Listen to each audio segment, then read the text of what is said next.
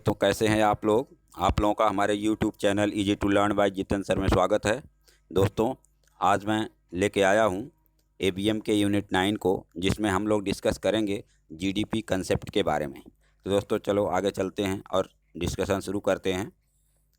सबसे पहले हम लोग देखेंगे दोस्तों, GDP है क्या, ग्रॉस डोमेस्टिक प्रोडक्ट है क्या।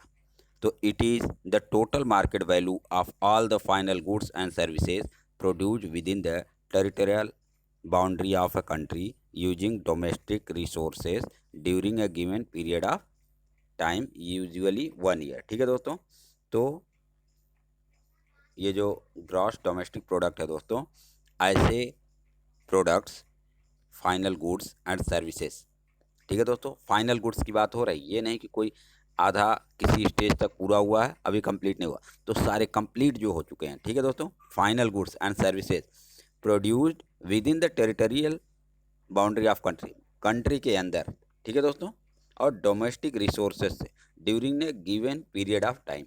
ठीक है दोस्तों, यूजुअली एक फाइनेंशियल ईयर या 1 ईयर का लिया जाता है दोस्तों। तो अपने कंट्री के अंदर जो भी final goods and services produce हो रहे हैं 1 साल के अंदर, उन सब का जो कैलकुलेशन है दोस्तों, उसी को ग्रॉस डोमेस्टिक प्रोडक्ट कहते हैं। ठीक है दोस्तों, अब आगे बढ़ते हैं। ग्रॉस नेशनल इनकम, ठीक है दोस्तों, एट मार्केट प्राइस। तो अभी दोस्तों मार्केट प्राइस और फैक्टर प्राइस, इन सब पे हम लोग आगे डिस्कस करेंगे। अभी यहाँ पे बस केवल जो लिखा जा रहा है उसको हम लोग पढ़ते हैं।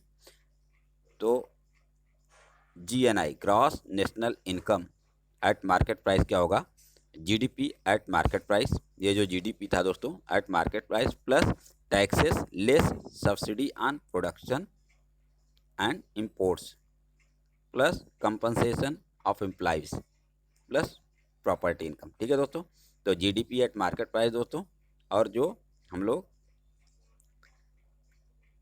ये बाहर से जो इनकम आया है दोस्तों उसको, और प्लस जो हम लोग प्रॉपर्टी इनकम है दोस्तों, इसको ऐड करते हैं दोस्तों, तो ग्रॉस नेशनल इनकम हो जाता है दोस्तों।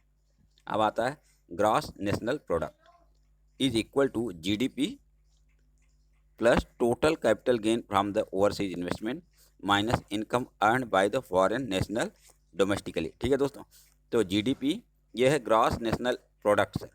इसमें क्या होता है, जो बाहर से पैसे आया देश में उसको जोड़ा जाता है दोस्तों, जो अपने देश से पैसे बाहर दिया गया उसको माइनस किया जाता है। तो वही है दोस्तों gross national product, GNP equal to GDP plus net income from asset abroad. ठीक है दोस्तों, हमें लग रहा क्लियर हो रहा होगा। अब देखें GDP computation, gross domestic product का कंप्यूटेशन कैसे किया जाता है दोस्तों। तो GDP कैलकुलेट करने के लिए दोस्तों नॉर्मली 3 मेथड है। पहला जो है एक्सपेंडिचर वाइज, दूसरा इनकम वाइज, और तीसरा प्रोडक्ट वाइज। ठीक है दोस्तों, expenditure wise, income wise and product wise.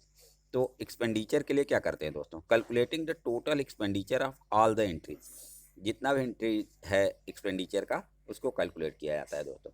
और इनकम वाइज क्या होता है दोस्तों, calculating the total income received by factors of production, land, labour, capital. ठीक है दोस्तों, अब प्रोडक्ट वाइज क्या होता है दोस्तों, कैलकुलेटिंग द टोटल प्रोडक्शन, हर एक सेक्टर का प्रोडक्शन कितना है उसको कैलकुलेट करके ऐड किया जाता है। ठीक है दोस्तों, आगे देखते हैं एक्सपेंडिचर मेथड से कैसे GDP कैलकुलेट किया जाता है। तो इसका फार्मूला है दोस्तों, GDP equal to consumption plus gross investment plus government spending plus export minus import. ठीक है दोस्तों, ये फार्मूला है। इस फार्मूले को शॉर्ट में GDP equal to CIG plus X minus M। तो देखें दोस्तों, इसको याद करने के लिए एक्सपेंडिचर मेथड को आप GIC सुने होंगे, गवर्नमेंट इंटर कॉलेज, GIC सुने होंगे, उसी का उल्टा हो गया था CIG। देखें GIC या CIG, हमें लग रहा है इस मेथड से आप इसको याद कर सकते हैं कि पहले बच्चे लोग GIC में पढ़ने के लिए ज़्यादा कोशिश करते थे। तो वही है दोस्तों गवर्नमेंट इंटर कॉलेज या CIG, उसका उल्टा कर दिए प्लस एक्सपोर्ट माइनस इंपोर्ट। ठीक है दोस्तों, हमें लग रहा है इस कंसेप्ट से ये फार्मूला आपको याद हो जाएगा दोस्तों। अब देखें कंजप्शन क्या है। This includes personal expenditure pertaining to food, household, medical expenses, rent. ठीक है दोस्तों, ये है कंजप्शन। और ग्रॉस इन्वेस्टमेंट क्या है। Business investment as capital which includes construction of new mines, purchase of machinery and equipment for factories, software, ये सारी चीज़ें इन्वेस्टमेंट में आ गई दोस्तों। और गवर्नमेंट एक्सपेंडिंग क्या है दोस्तों। गवर्नमेंट स्पेंडिंग है it is the sum of government expenditure on final goods and services. It includes salaries of public servant, purchase of weapon for militaries and investment expenditure by a government. ठीक है दोस्तों, ये हो गया आपका government spending में। हम लोग एक बार फिर से फार्मूला रिवाइज करते हैं। GDP equal to CIG plus X under bracket minus M. ठीक है दोस्तों, बहुत ही सिंपल है और हमने इसका कंसेप्ट बता दिया। कैसे करेंगे। GDP इक्वल टू CIG, ये बस ये प्लस है दोस्तों, और प्लस यहाँ x माइनस एम। ठीक है, बहुत ही इजी है और इस पे क्वेश्चन अक्सर आ जाया करते हैं। ठीक है दोस्तों, तो आगे हम लोग देखते हैं इनकम अप्रोच में क्या है दोस्तों। इनकम अप्रोच में है GDP from income is the sum of following major components. जो GDP इनकम अप्रोच से है दोस्तों, ये इन तीन चीज़ों का सम होता है। वो क्या है। Compensation of employees, property income and production taxes and depreciation on capital. ठीक है दोस्तों, अब आया है दोस्तों इसमें कंपनसेशन ऑफ एम्प्लॉय में क्या है। इनका वेज जो देते हैं, सैलरीज देते हैं या उनको कोई और सुविधाएं देते हैं मॉनेटरी, वो सारी चीज़ें कंपनसेशन ऑफ एम्प्लॉयज़ में आती हैं दोस्तों। प्रॉपर्टी इनकम में क्या आती है। It consist of corporate profit, proprietor income, interest and rent. ठीक है दोस्तों, और GDP एट मार्केट प्राइस क्या है दोस्तों। तो जो भी चीज़ें मार्केट लेवल पे प्राइस है दोस्तों, उसमें क्या होता है। Measure of value of output at market price after adjusting for effect of indirect taxes, subsidies and on price. ठीक है दोस्तों, जो टैक्स और सब्सिडी वगैरह मिलेगा उन सबको टैक्सेस जोड़ा जाएगा, सब्सिडी जो है माइनस किया जाएगा। उनको कैलकुलेट करने के बाद जो GDP बनेगी दोस्तों, उसको GDP एट मार्केट प्राइस कहा जाएगा दोस्तों। GDP eight factor cost measures the value of output in term of price of factors.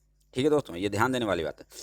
Price of factors used in its production, मतलब उसके प्रोडक्शन में जो जो फैक्टर्स काम करते हैं दोस्तों, उसका जो कास्ट होता है उसको कैलकुलेट किया जाता है। ठीक है दोस्तों, तो GDP एट फैक्टर कॉस्ट क्या हो गया।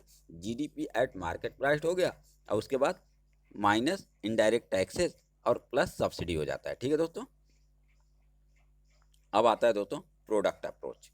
प्रोडक्ट अप्रोच में होता है दोस्तों mainly in India for all these years we have been getting GDP product wise. India में प्रोडक्ट वाइज GDP को कैलकुलेट किया जाता है दोस्तों। इसमें होता है दोस्तों, एक होता है रियल GDP और एक होता है नॉमिनल GDP। रियल GDP होता है दोस्तों एक बेस ईयर होता है, उस बेस ईयर के आधार पे हम प्रेजेंट ईयर का GDP कैलकुलेट करते हैं दोस्तों। ठीक है, और उस एक होता है दोस्तों नॉर्मल GDP। तो नॉमिनल GDP। तो नॉमिनल GDP वो होता है दोस्तों कि करंट प्राइस पे GDP क्या है। तो इन दोनों को कैलकुलेट कर लेते हैं दोस्तों, और इससे हम लोग GDP कैलकुलेट करते हैं। Present position of calculation of GDP in India क्या है दोस्तों। The government has made following changes in the methodology for computation of GDP from the financial year 2014-15। ठीक है दोस्तों, क्या है वो। मूविंग फ्रॉम द फैक्टर और basic cost method which book took into account the cost of production received by the manufacturer to market price method। ठीक है दोस्तों, which takes into account the price paid by the consumers। पहले क्या होता था दोस्तों, factor cast पे हम लोग GDP कैलकुलेट किया जाता है इंडिया में, लेकिन अब 2014-15 से ये मार्केट प्राइस पे कैलकुलेट किया जाने लग गया। ठीक है दोस्तों, दूसरा क्या है। The base year for calculation of GDP has been change from 2004-05 से 2011-12।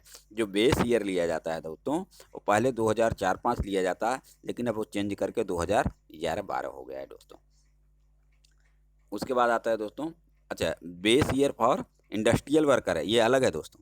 ये अभी रिसेंटली जो है 2016 कर दिया गया है। ठीक है दोस्तों, ये तो आपके इन्फॉर्मेशन के लिए बता रहे हैं। The data for new series of GDP is calculated from 5 lakh company as against 2500 company earlier.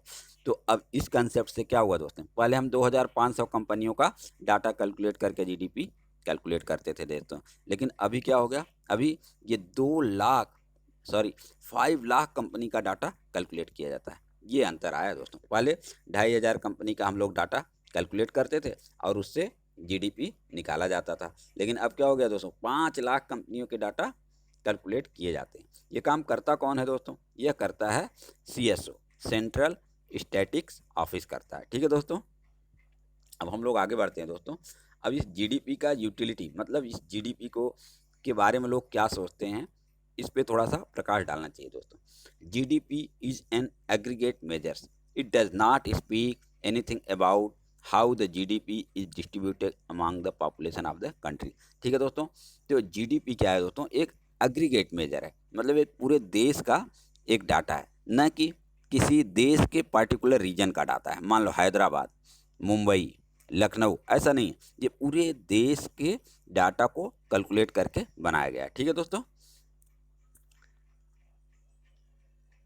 उसके बाद आता है like the inequality of income distribution among the population, these could be regional disparity in GDP with few development states. और ये दोस्तों, जहाँ जिस state का डेवलपमेंट ज़्यादा होगा वहाँ पे जीडीपी ज़्यादा होगी, और जिस स्टेट का जब डेवलपमेंट कम होगा वहाँ पे जीडीपी कम होगी दोस्तों। लेकिन जब हम लोग एग्रीगेट करते हैं तो कम और ज़्यादा दोनों स्टेट को ऐड करके कैलकुलेट किया जाता है। ठीक है दोस्तों, higher GDP does not necessary imply higher welfare. ठीक है दोस्तों, तो हायर जीडीपी किसी देश की है तो इसका मतलब ये नहीं है दोस्तों कि गवर्नमेंट जो है वहाँ के सिटीजन्स के ऊपर, उनके वेलफेयर के ऊपर बहुत ज़्यादा पैसे खर्च करती है। इसका यह मीनिंग नहीं होता है दोस्तों। कुछ लोग ऐसा डिस्कशन करते हैं जिसको कम नॉलेज है तो बोलेंगे अरे इस देश की जीडीपी इतनी है, तो ऐसी कोई बात नहीं है। जो जीडीपी क्या है दोस्तों, जो आप यहाँ प्रोडक्ट हुए हैं, सर्विसेज और फाइनल गुड्स, उसका कॉस्ट है दोस्तों। ये नहीं कि आप उसको कितना यूज कर रहे हैं या गवर्नमेंट आपके ऊपर कितना खर्च कर रही है। ठीक है दोस्तों, अगला है दोस्तों, GDP does not reflect the total income of country if the country is an export oriented like one of the those Southeast Asian company. Gross national product is more accurate measure in the contents। ठीक है दोस्तों, ये इनका कहना ये है कि GDP से किसी कंट्री के इनकम के बारे में नहीं बताया जा सकता। ठीक है दोस्तों, मतलब जीडीपी जो है इनकम का इंडिकेटर नहीं है। जीडीपी जो है केवल आपको पता है ग्रॉस डोमेस्टिक प्रोडक्ट, आपके डोमेस्टिकली कितने प्रोडक्ट नए बने, उनका प्राइस। ठीक है दोस्तों, concept like GDP does not throw light on how much population is financially excluded or included. ठीक है दोस्तों, ये भी नहीं कहा जा सकता कि जीडीपी जो है कितने लोगों को, कितने पॉपुलेशन के फाइनेंशियल स्टेटस को भी ये इंडिकेट नहीं करता। ठीक है दोस्तों, one of the newest concept of GDP today is green GDP. ठीक है दोस्तों, तो अब जो है वर्तमान में एक ग्रीन जीडीपी का कंसेप्ट आया दोस्तों। मान लिया कि आपकी जीडीपी बहुत ज़्यादा बढ़ रही है, लेकिन आपको ये भी देखना पड़ेगा कि इन्वायरमेंट पे उस वक्त का कितना असर हो रहा है दोस्तों।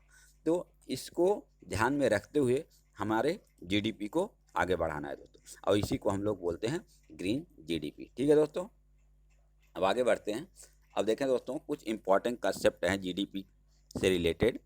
इसमें कुछ टर्म्स हैं दोस्तों, उसके बारे में हम थोड़ा सा डिस्कस करेंगे क्योंकि ये हमेशा कन्फ्यूज़न करता रहता है एग्जाम में।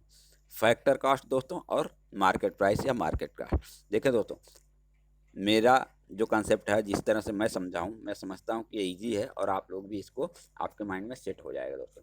देखें, फैक्टर कॉस्ट से मतलब समझें दोस्तों, फैक्ट्री का कॉस्ट, मतलब फैक्ट्री में जब किसी प्रोडक्ट को आप बनाते हैं तो उसका कॉस्ट क्या आता है, उसको फैक्टर कॉस्ट कहते हैं। ठीक है दोस्तों, उसके बाद आता है दोस्तों मार्केट प्राइस। अब मार्केट प्राइस क्या होगा दोस्तों, तो फैक्टर कॉस्ट में कुछ ना कुछ जोड़ा जाएगा या कुछ ना कुछ घटाया जाएगा।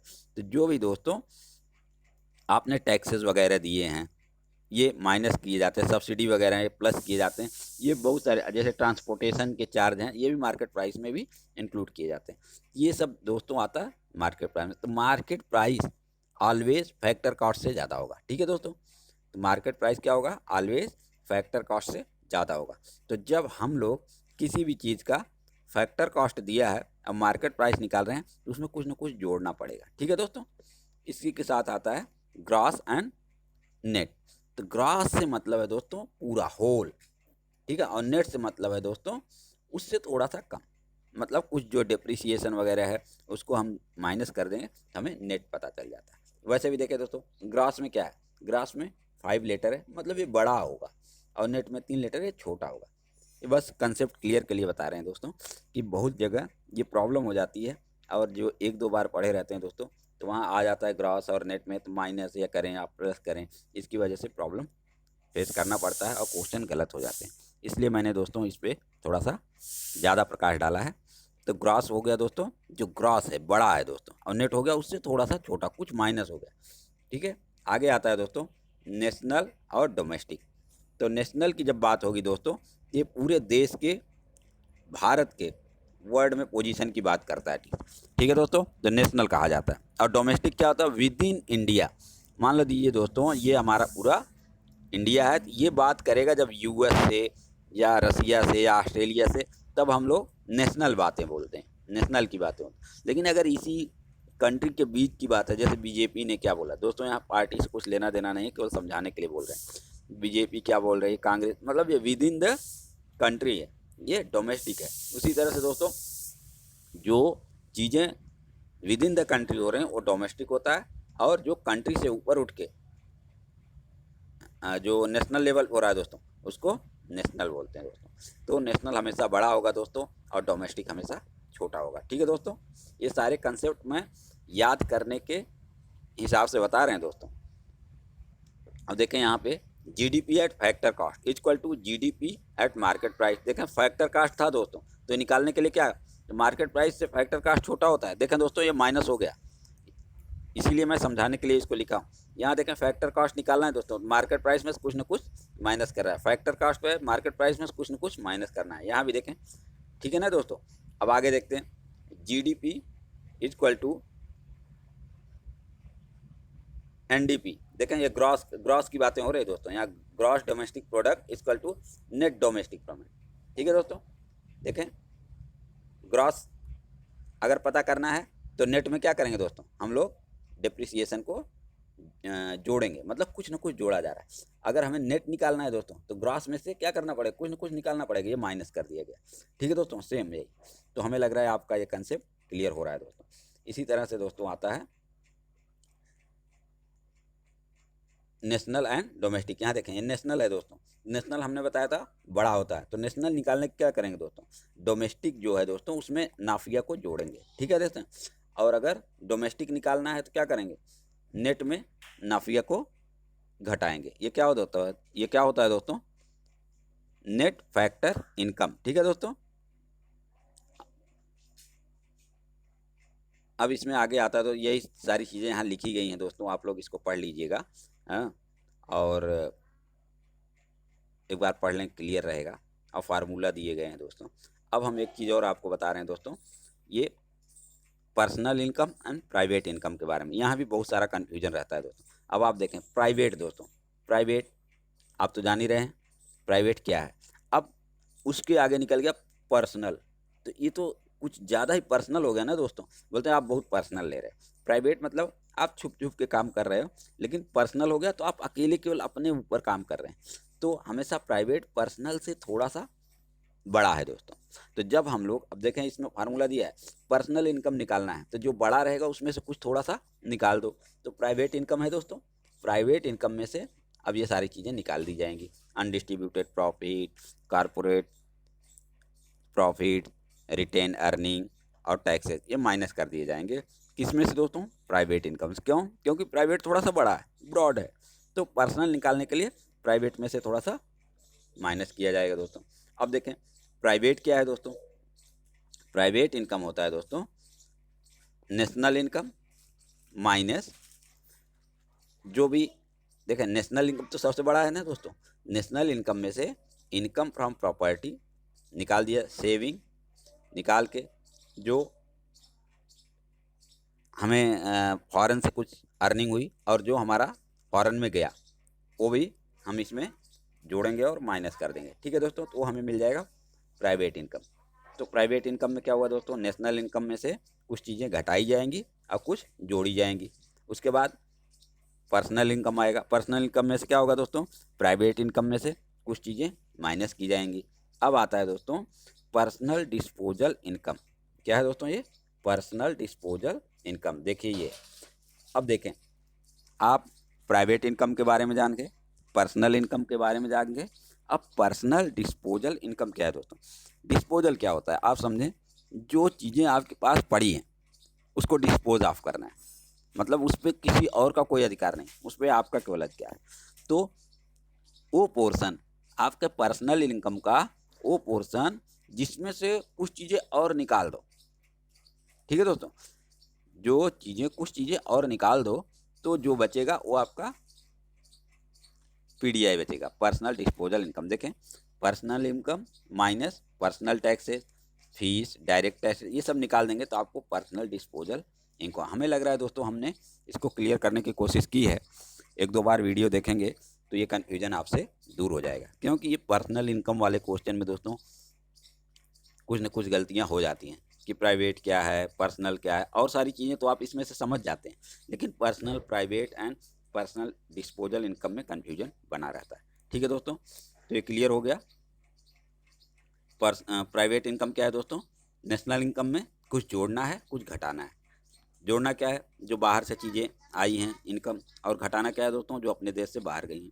अब पर्सनल इनकम करना है, प्राइवेट में से कुछ चीज़ें माइनस करना है। ठीक है दोस्तों, मतलब पर्सनल की बात करनी है तो जो कंबाइंड में चीज़ें हुई थी, हाँ, उसको माइनस कर देंगे। जैसे अनडिस्ट्रीब्यूटेड प्रॉफिट था उसको माइनस कर देंगे, कारपोरेट प्रॉफिट था उसको माइनस कर देंगे, जो रिटेन अर्निंग थी, जो टैक्सेस थे, वो सारी चीज़ें माइनस कर देंगे तो हमें पर्सनल इनकम मिल जाता है दोस्तों। अब आता है पर्सनल डिस्पोजल इनकम। तो बताया दोस्तों कि जो आपका पर्सनल इनकम है उसमें से जो फीस है, रेंट है, टैक्सेस हैं, ये सारी चीज़ें माइनस कर देंगे तो पर्सनल डिस्पोजल इनकम मिल जाता है दोस्तों। ठीक है दोस्तों, तो यही है दोस्तों इस चैप्टर में। अब इस पे हम एक केस स्टडी लेके आएंगे दोस्तों, और फिर और ज़्यादा क्लियर हो जाएगा। ठीक है दोस्तों, तब तक के लिए थैंक यू दोस्तों, thank you for watching this video.